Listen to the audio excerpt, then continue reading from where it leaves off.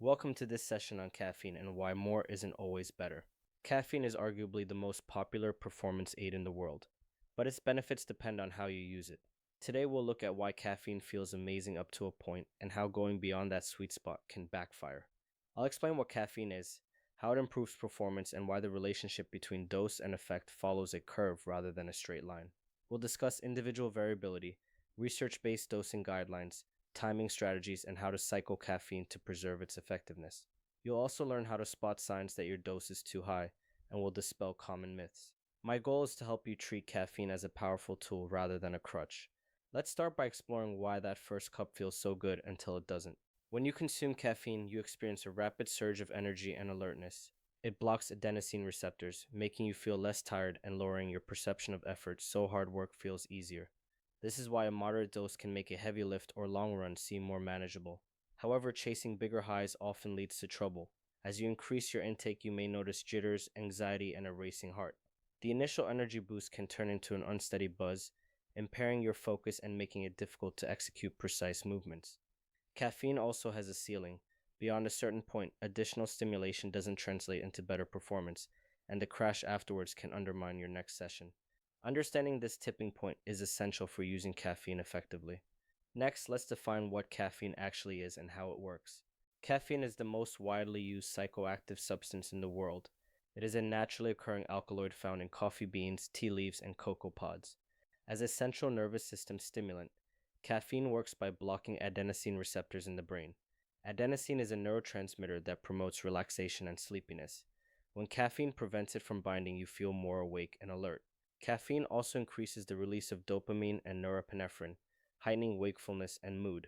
These combined effects help explain why people gravitate toward their morning coffee or pre-workout energy drink. With this foundation, we can explore how caffeine enhances physical performance across different types of exercise. Caffeine's performance-enhancing effects stem from several mechanisms. First, it enhances alertness and vigilance, reducing reaction times so you respond faster and stay focused longer. Second, caffeine lowers perceived exertion, making heavy lifts and long runs feel easier, which can allow you to push harder. Third, by stimulating the central nervous system, caffeine increases neural drive and motor unit recruitment, helping you generate more force during strength exercises. Finally, in endurance sports, caffeine may spare glycogen and increase fat oxidation, delaying fatigue. These benefits show why athletes across disciplines use caffeine strategically. However, they also depend on dose and timing, which we'll explore shortly. Before that, let's examine the dose-response curve. Caffeine doesn't follow a linear more is better pattern. At low doses, benefits tend to rise predictably as you increase intake. As you approach a moderate dose, often around 3 to 4 milligrams per kilogram of body weight, you reach peak performance with minimal side effects.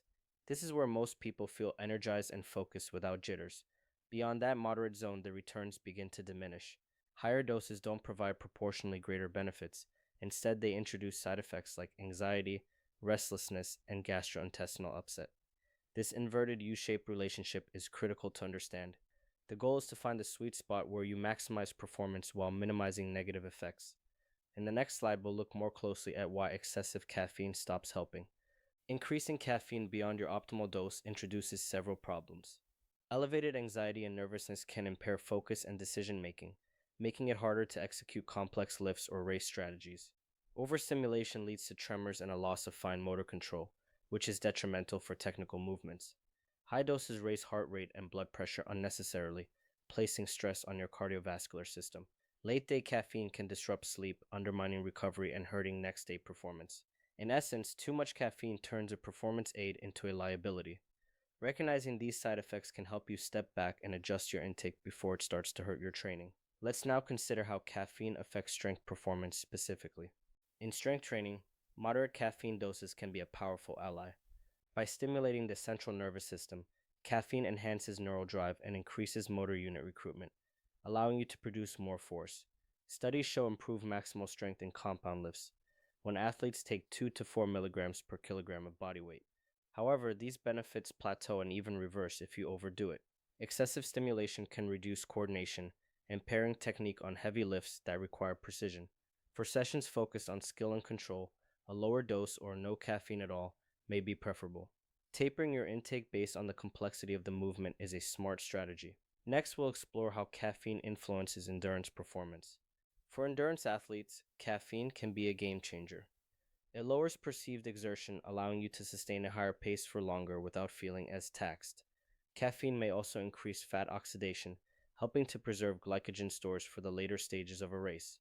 In long events, it enhances alertness and concentration, which is critical for maintaining form and strategy. However, overuse isn't without drawbacks. High doses can cause gastrointestinal distress and may contribute to dehydration if you're not careful. The key is to find a dose that offers the endurance benefits without upsetting your stomach or increasing fluid loss. Individual differences play a big role here, which brings us to the next slide on variability. Caffeine doesn't affect everyone the same way. Your body weight influences the absolute dose you need. That's why researchers often use milligrams per kilogram rather than a fixed amount. Genetic factors such as variations in the CYP1A2 enzyme affect how quickly you metabolize caffeine, meaning some people clear it rapidly, while others feel its effects for longer. Habitual consumers often tolerate higher doses with fewer jitters, while those new to caffeine may be more sensitive. Because sensitivity and tolerance vary widely, it's wise to start at the lower end, around 2 milligrams per kilogram, and adjust gradually. Keeping a journal of your responses can help you dial in the right dose. Now let's look at what the broader research literature says about effective ranges and overall benefits. Scientific studies provide guidance on effective caffeine doses. Meta-analyses show that 2 to 6 milligrams of caffeine per kilogram of body weight delivers small but consistent benefits across both strength and endurance events. Doses above 9 milligrams per kilogram rarely improve performance further and significantly increase side effects. While the overall trend is positive, individual studies reveal large variability in response, reflecting differences in protocols, athlete populations, and measurement methods. This variability underscores the importance of personal experimentation within evidence-based ranges. The research supports the conclusion that moderate doses are enough to gain an edge without risking negative side effects. With this in mind, let's consider the pitfalls of high-stim pre-workout formulas. Many supplement companies market increasingly high-stim pre-workouts to stand out. Some contain 300 to 400 milligrams of caffeine, or even more per serving. Over time, this becomes the new baseline, driving your tolerance upward and encouraging you to chase the buzz rather than actual performance gains. Formulas often include proprietary blends, making it difficult to know exactly how much caffeine you're consuming. This escalation can lead to overstimulation, sleep disturbances, and diminished training quality. By recognizing marketing hype and reading labels carefully, you can avoid falling into the high stim trap. Using caffeine strategically will always beat indiscriminately loading up on stimulants. Next, we'll identify the signs that your dose might be too high. Listening to your body is crucial when using caffeine. Restlessness, jitters, or shaking are clear indicators that you've had too much. Anxiety, irritability, or mood swings are also red flags. Elevated heart rate and palpitations suggest overstimulation, and difficulty concentrating or executing precise movements means your nervous system is tipping into overload. If you experience any of these symptoms, it's wise to dial back your dose or avoid caffeine altogether until you reset.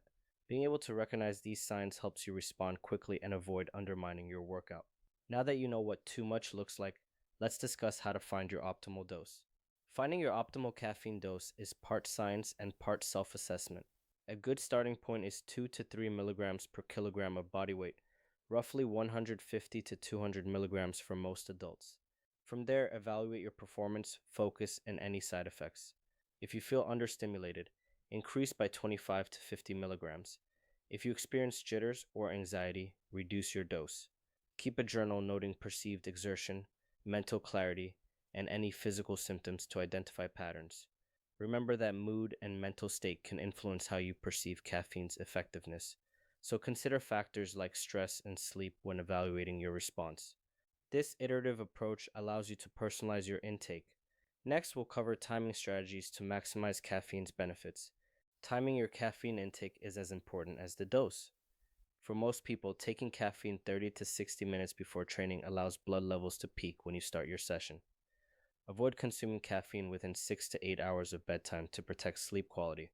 Poor sleep undermines recovery and negates any performance gains. Match your dosage to the demands of your session. Use higher doses for long endurance workouts and lower amounts for technique-focused sessions where fine motor control matters. Pre-race protocols often involve modest doses to enhance alertness without sacrificing coordination. By aligning timing with training demands, you leverage caffeine's benefits while minimizing downsides. Now we'll discuss how to manage tolerance through cycling. Regular caffeine use builds tolerance, meaning the same dose produces less effect over time.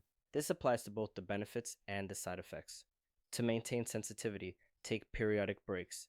A caffeine deload of 7 to 14 days can reset adenosine receptors and restore responsiveness.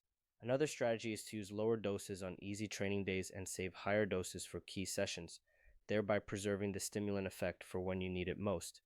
You can also alternate with non-stimulant pre-workouts to give your nervous system a break. Cycling your intake in this way helps keep caffeine an effective tool rather than a constant crutch. Our next slide breaks down how to match your stimulant level to the type of training day. Not all training sessions require the same level of stimulation.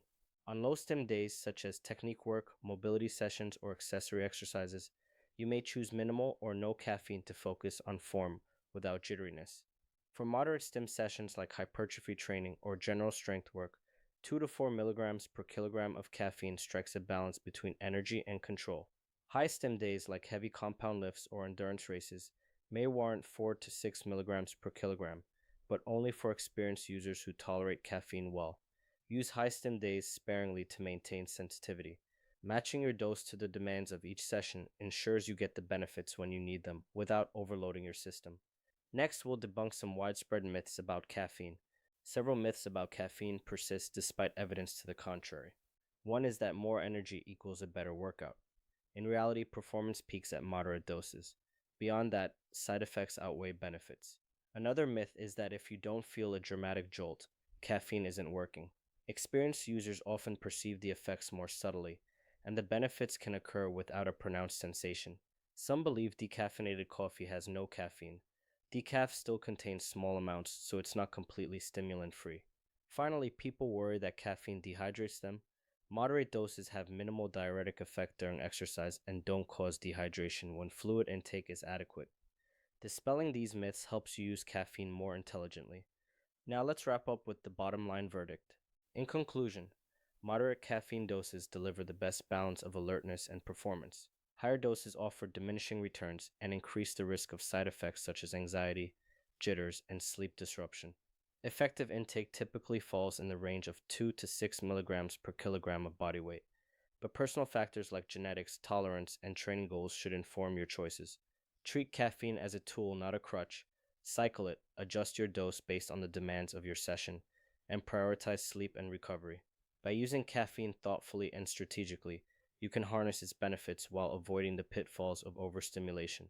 Thank you for listening, and remember that smart supplementation starts with understanding your own body.